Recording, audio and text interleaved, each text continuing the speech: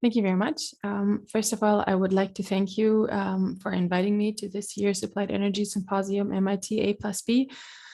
I'm honored to be here again today and to present our latest research as part of our session keynote on Beyond Coal Lies Within a Circle, Structural Change in Germany from Narrative to Numbers, that I'm currently doing research on together with my team, Holger Schlör, Florian Siebmann, and Sophia Deacon.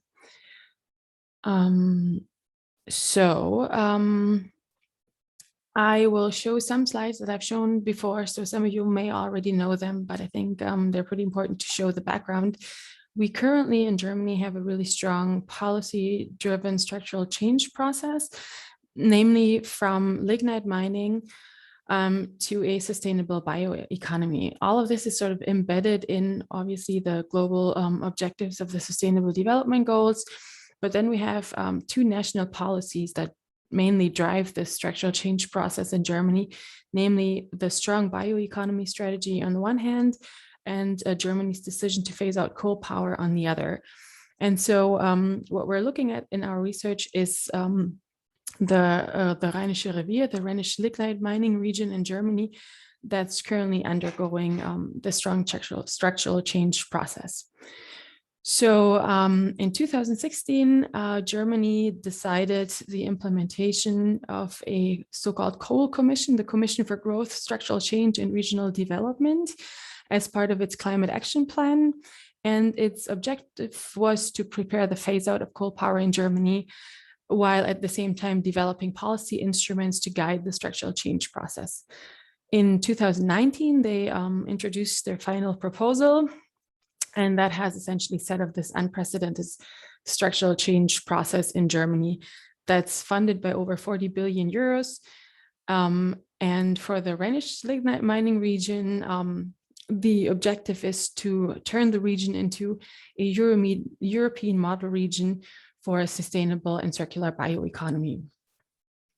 I'm not going to go through all of these details here, but just to look at some of the framing policy documents.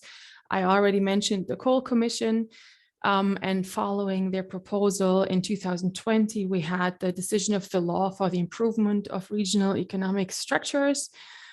So here, this one sets the funding framework for the structural change process.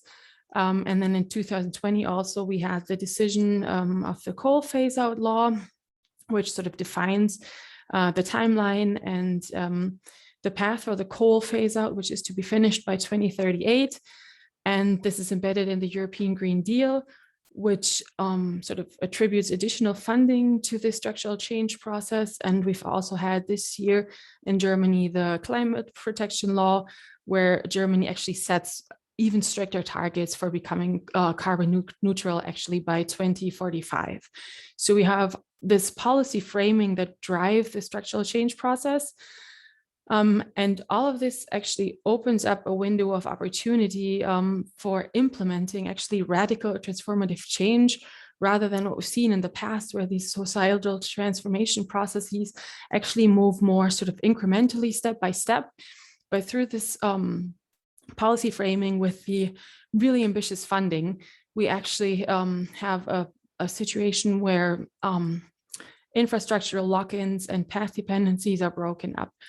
And on the right side here, you see the three big lignite mines that form sort of the Rhenish lignite mining area.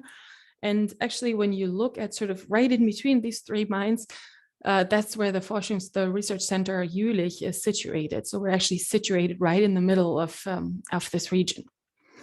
And just to give you an expression of what this looks like, this is the Hambach mine, one of the three mines that you see in the background of the picture on the left side.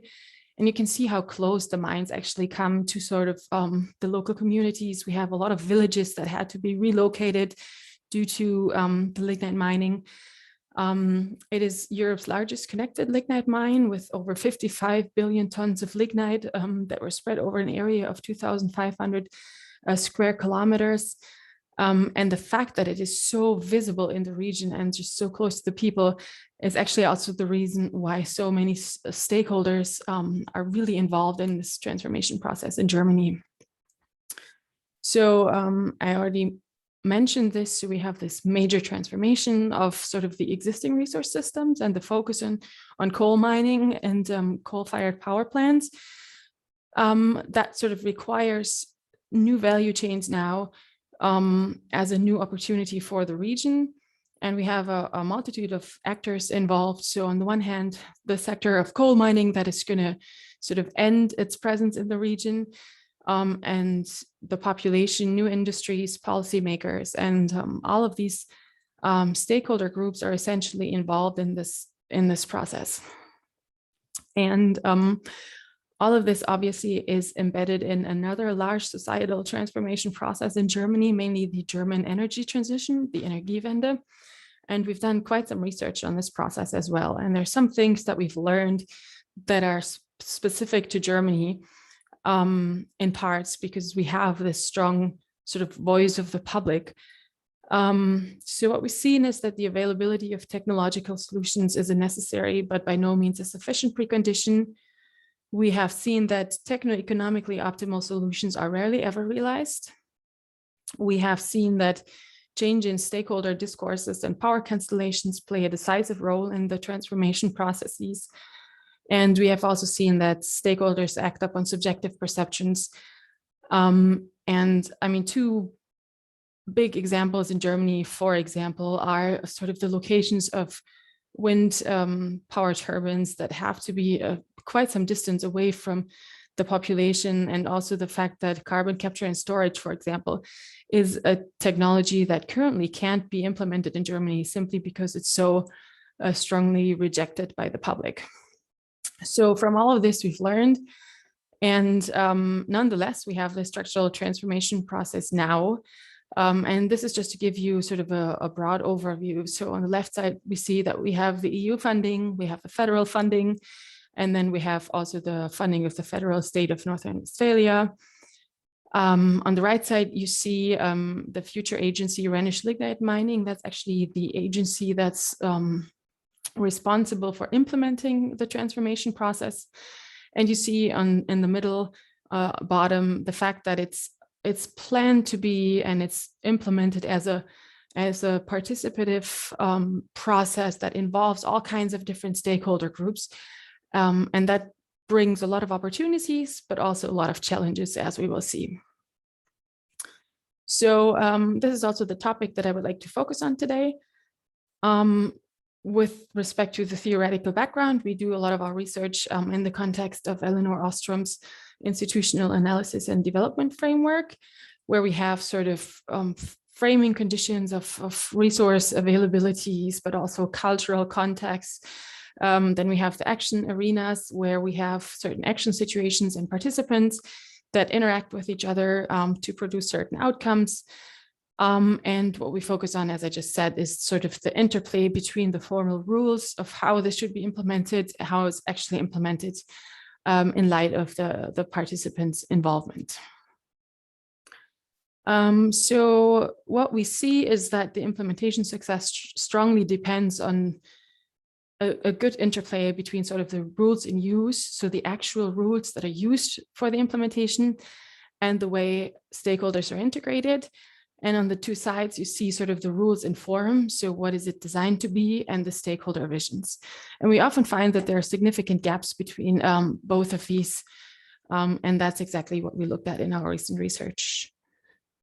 We did a mixed methods approach where we looked at theory. We sort of derived the theoretical framework, but then we actually did a lot of quantitative and also qualitative analyses of the different stakeholder perceptions.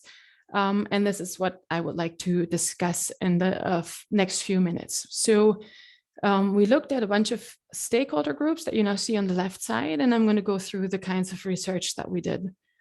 So let's begin with the scientists, where we actually looked at bioeconomy experts. In 2019, we participated in the BioSC Symposium. That is an international conference that brought together bioeconomy researchers, and we conducted an expert survey on the attitudes and preferences of the bioeconomy scientists. And our objective was to sort of identify their expectations from the bioeconomy. So one of the first questions that we asked was, which of these topics would you associate with bioeconomy?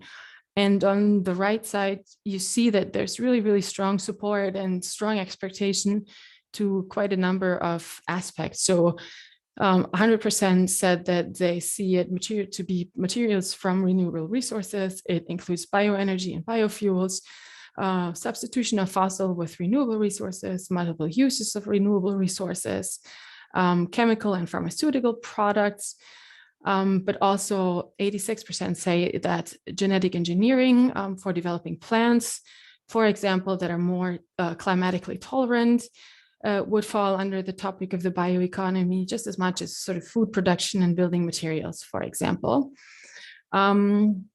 So as an overview, what this shows is that the bioeconomy is sort of perceived as a complex, all-encompassing term that sets a strong focus on utilizing the resource base, but it also showed that there's comparatively few associations with more aspects of sort of sustainable consumption or other ecological aspects. We also asked the experts with respect to environmental implications.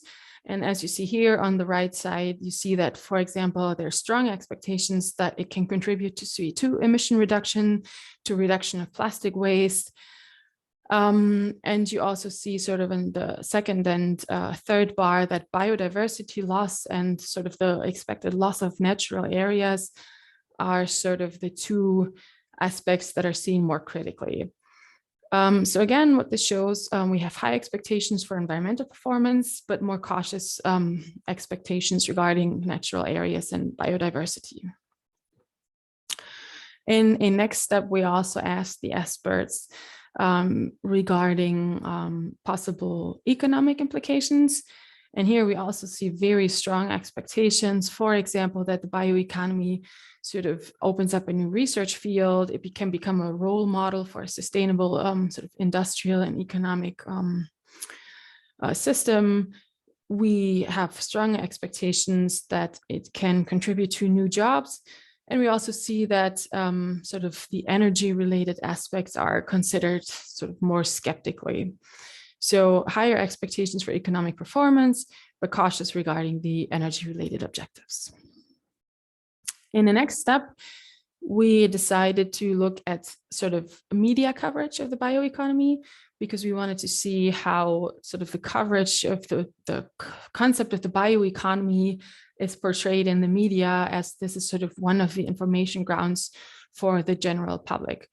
So what we did, we used the LexisNexis database to search for all newspaper articles that were published between 2010, which is when in Germany the first bioeconomy strategy was published, and 2019, so the publication of the Kohl Commission's final report. And we searched for different variations in German, obviously, for the term bioeconomy.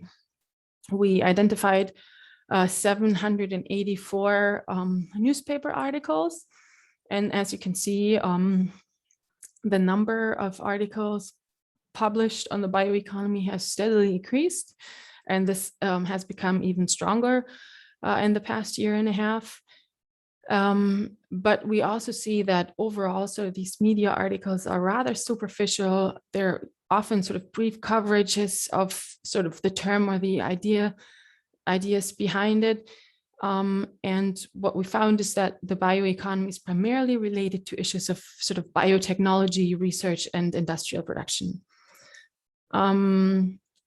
So we did a coding and a systematic analysis of all the different texts, where we actually screened the newspaper articles for the three bioeconomy visions that were identified by Bugge et al. In their 2016 publication, which we found to be a really good sort of systematic concept of analyzing bioeconomy topics.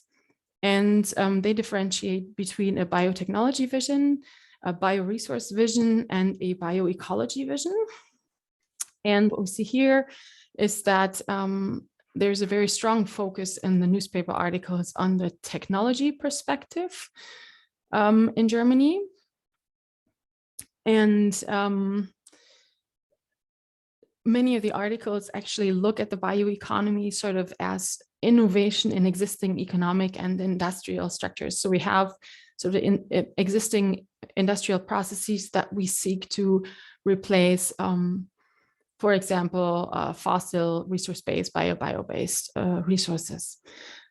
And social and ecological concerns only constitute a minority of voices in these media texts, and they're often cited sort of as criticism of the existing bioeconomy understanding or policy. In a next step, we then looked at how often sort of the different visions are cited or portrayed in the media articles at the same time.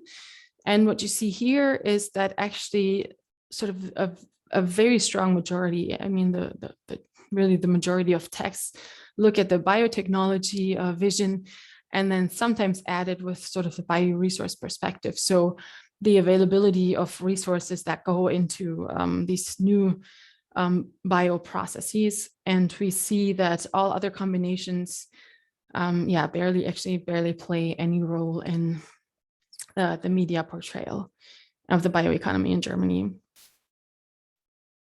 And I mean, so the ecological aspects are almost exclusively in broader discussions when sort of all of these different perspectives are debated in a few texts, or sort of as a critique that there's not sufficient sustainability consideration in the proposals that are made. In the next step, we then said, okay, we need to understand what the population in Germany actually sees in the bioeconomy and how they evaluate it. And so what we did, we conducted a representative survey among the German population, where we asked very similar questions to the ones that we asked the bioeconomy experts and sort of the first research that I introduced. And one of the first things that we wanted the population, or what we wanted to know, was what their sort of the initial understanding, the spontaneous understanding of the population is. So one of the first questions, or the first question actually, was, please spontaneously indicate your interpretation of the term bioeconomy. And what we see here is that essentially half of the population said they have no idea whatsoever what this refers to. And then we have roughly 12% that look at it as sort of a form of an ecological economy. And then another 9% that said it somehow relates to topics of biomass or agriculture and energy. And then some sort of other understandings that didn't play a very strong role. So what this shows is that there is a strong lack of sort of awareness of the bioeconomy term, at least, and also the concept behind it. The fact that quite a number of people have this sort of reference to ecological aspects could reflect that the term bio in Germany also refers to organic. So when we speak of organic food in Germany, we say bio food. So that could explain part of this link to sort of this ecological perspective. And sort of we have this common definition of the bioeconomy that centers on resource substitution, biotechnologies, and sustainability, which receive generally a lot of support among the population. Then again, just like we did with the experts, we asked citizens to estimate their expectations regarding environmental implications. And again, here we see that quite a number of the population see plastic waste reduction potential, CO2 emission reduction potential. But overall, what we see that we have some sort of higher expectations for environmental performance than experts, but it's less optimistic regarding emission reduction and plastic waste. Similarly, we asked the population regarding their economic expectations. And again, we see that many people said that they see this as a new research field, that it can become a role model for a sustainable industry, that it can, like 64% 65% roughly believe that it will have a positive influence on job creation, and also on it could contribute to energy independence. I think that's through the link to bioenergy. But overall, we see it's positive, but it is also less optimistic than the expectations compared to what we see from the experts. And last research approach that we did is we wanted to see how stakeholder perceptions are portrayed in sort of scientific publications. So again, we searched the article database, so the Scopus database, and Science Direct. And we identified a total of 108 journal articles that did empirical research on stakeholders and bioeconomy. And we wanted to see how the bioeconomy is portrayed in these articles, and also what kinds of sort of actors are portrayed how in these scientific publications. So we did a content analysis based on inductive coding. And what we see here in sort of the green bar diagram, we see that sort of the golden triangle of experts between sort of politicians, industry, and scientists is pretty strongly reflected in scientific publications, whereas citizens and farmers, for example, are far less often considered. What we see is that a strong focus is usually on sort of a national perspective or a regional or international perspective. You can see that sort of the green in the circle diagram. The green is the national perspective, the yellow perspective is international, and the dark red is regional. And then we have sort of this light red orange piece is sort of when the bioeconomy is addressed generically as a concept. Another important aspect is that a lot of the publications address Europe as a case study. We have some studies that address America, but there are very, very few studies with a regional context in Africa or Asia. And I mean, part of this may be that the concept isn't used as much there yet, or else that maybe it's sort of labeled differently, because obviously we searched for the term bioeconomy, and it could be just sort of be labeled differently in these regions. So I already mentioned the top point, that we have this golden triangle of experts that are studied more often. We found that especially sort of the experts and NGOs were more frequently about questions of governance, whereas the studies of citizens were mainly about sort of consumption and consumption decisions, and obviously the farmers about biomass production. And I already mentioned the strong focus on Europe. We also used the articles again to look at what of the three bioeconomy visions, so bioecology, bioresource, and biotechnology, were focused on by the different stakeholders that were portrayed in the literature. And again, here we find sort of this strong focus, especially on the expert side, on sort of the biotechnology perspective and the bioresource perspective. It's actually a stronger focus on the bioresource perspective than in the other studies that we did previously. But again, you see on the right side that the green bar, which is the one focusing on sort of the sustainability perspectives of the bioeconomy or the ecology perspective, is rather small in actually all cases. So we have a relatively even share between the two dominant visions. The resource vision is more strongly supported by the industry, the technology vision by political actors. So we have obviously the political interest of promoting technological development related to the bioeconomy, and the industry that is looking at sort of resource availability for their processes. And we also found that the technology vision is comparatively prevalent actually among the citizens, but this is mainly in the context of sort of the consumer consumption studies. And then the last part that I want to talk about today, and I think that's actually very interesting, is the part of participation and perspectives in the actual implementation process in the Rhenish lignite mining region in Germany.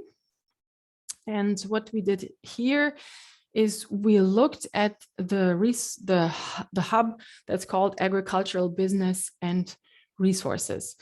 So I mentioned earlier that the future agency Rhenish lignite mining or RIDGE is responsible for the implementation process, and they conduct this process along sort of 6 different research hubs. So one is the research hub on energy, one on infrastructure and education, and the one that's most relevant to the bioeconomy is called agricultural business and resources. And to guarantee the participation process, all of these resource hubs organized workshops. And in this case, it was one of the first workshops where they had called for project proposals as suggestions for projects that could be funded for such an structural change implementation. And we had access to all of these project proposals, and it was overall 57 drafts that were submitted. And again, we used the drafts and analyzed them with respect to the bioeconomy visions that are pursued and in these proposals. And on the right side here, you see a relatively even share of 33.3 of those project proposals that had sort of a biotechnology focus. We had 35% with a bioresource focus, and actually 22.8% that sort of had this ecology focus. And then there was another 9 where we couldn't actually say what the focus was or when it was sort of an overall perspective on all 3 of these visions. The way the funding scheme works is by a 3-step sort of approval of the projects. So in a first step, for the first star, the concept didn't have to be fully developed. It was mainly just a sort of a research or an implementation idea, project idea. For the second star, the project had to be clearly defined and feasible. And for the third star, funding access was identified, checked, and successfully confirmed. So essentially on the right side, you see for the first star, a substantial project idea had to be submitted. And for the second star, it had to be a viable project that is certified, that the advisory and reviewing bodies consider the project outline to be ready for application and worthy of funding. So it had to have sort of a finance plan and milestones clearly defined. And for the third star sort of certifies that the project has been identified to be eligible for funding access, and it's sort of ready for the final decision by the respective authority. And now again, we looked at how sort of the visions evolved through the 3 star phases. And what we see here is essentially that with each star, those projects that had a clear biotechnology focus actually make up a larger share. The share of projects that have a more resource focus remains actually equal. And also we see with the third star that there is an increase in the bioecology perspective, but that's partly also because the projects were asked sort of to more strongly highlight sort of the ecological benefits. So what we see here is that sort of, there's a strong focus in when actually picking funding for the projects, there's a pretty strong focus on the technology perspective. And so we wanted to understand why this is. So again, we go back to Eleanor Ostrom's institutional analysis and development framework, and we looked at the different types of rules. So we have boundary rules that look at sort of rules of entrance to the consultative process. So it regulates how stakeholder participation occurs. We have the question of aggregation, so the way in which decisions are actually made. So it's a control perspective. We have the information rules that is sort of focusing on how information is made available, and then the scope rule that is sort of the level of freedom in discussing policy issues, and how the discussions are framed, and that's focused more strongly on the results. And what we see when we compare sort of the rules and forms, so how is theoretically the process designed and how is the process actually implemented, so what decisions are actually made, we see that especially with respect to the boundary rules, so the idea of involving all actors and all perspectives, we, for example, see that in the future agency, there's no representation of the civil society. We see that with respect to aggregation, that not all results are documented in the node events. And we also found that sort of the information on the transparency of the funding process wasn't always given. And we saw that sort of in the rules of form, the focus was set more on sort of this knowledge-based economy concept, whereas in the actual implementation, we have this rather strong technology focus. So in summary, we have this gap between the participation of all stakeholders and their visions, and the fact that influence in the decision-making process is disproportionately weighed, and the fact that we actually don't have, or used to not have, this this true transparency of what the decision criteria were. This has changed in the last month, but this was one of the problems that we identified. And so overall in the discussion, we found that there is this discrepancy between rules in form and rules in use. So when we look at the internal composition of the future agency committee that is de facto responsible for the decision making, it was more or less an evolutionary process. So there's a question of like, is this actually a democratically legitimate sort of setup, and who else would have to be on the boards for decision making?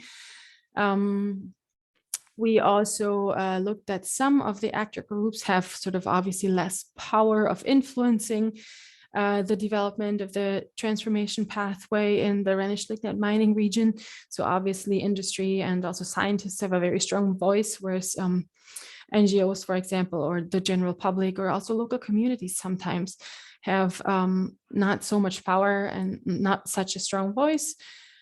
And so as a consequence, we also have this discrepancy between the different stakeholder visions, between the experts, between policymakers and industry, and